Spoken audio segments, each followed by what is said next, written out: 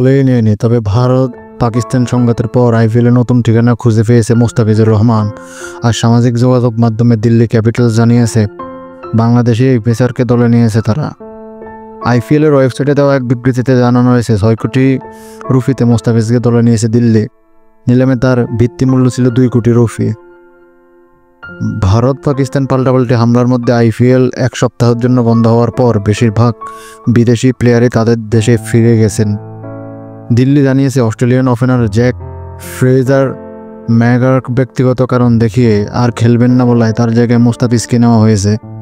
Mahati Fraser Delhi ক্যাপিটালসের হয়ে আগেও খেলেছেন। 22-23 আসরে পাঞ্জাজির হয়ে মোট 9টি উইকেট নিয়েছেন তিনি। এর আগে পরে সানরাইজার্স হায়দ্রাবাদ এবং মুম্বাই ইন্ডিয়ান্স ও চেন্নাই সুপার কিংস সহ আইপিএলের মোট 57টি ম্যাচ খেলে 61টি উইকেট নিয়েছেন এই বাঁহাতি পেসার। মোস্তাফিজ এখন বাংলাদেশের মধ্যে সবচেয়ে বেশি টাকার আইপিএলে ডাক পাওয়া ক্রিকেটার। এর আগে 2009 সালে $6 লাখ নিয়ে মাশরাফি বিন মুর্তজাকে কিনেছিলেন কলকাতা নাইট রাইডার্স। বাংলাদেশি টাকায় যা ছিল 4 কোটি টাকার কাছাকাছি। এবার তা ছাড়িয়ে গেলেন মুস্তাফিজ। এবারের আইপিএলের অবশ্য খুব বেশি ম্যাচ খেলার সুযোগ পাবেন না মুস্তাফিজ। তার দল দিল্লি ক্যাপিটালস এখন পর্যন্ত 11 ম্যাচ খেলে 6 জয়ে 13 পয়েন্ট নিয়ে 5 নম্বরে আছে। সারে থাকা মুম্বাই ইন্ডিয়ান্স তাদের চেয়ে 1 ম্যাচ বেশি খেলে 1 পয়েন্টে এগিয়ে আছে।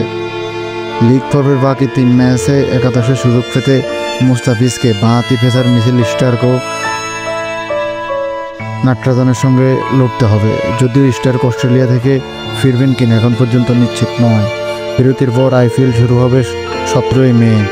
দিল্লির প্রথম ম্যাচ 18 মে গুজরাট টাইটান্সের বিপক্ষে। এর আগে দিনই দুবাইয়ে সংযুক্ত আরব আমিরাতের বিপক্ষে 2টি ম্যাচ সিরিজ প্রথম টি20 খেলবে বাংলাদেশ জাতীয় দল।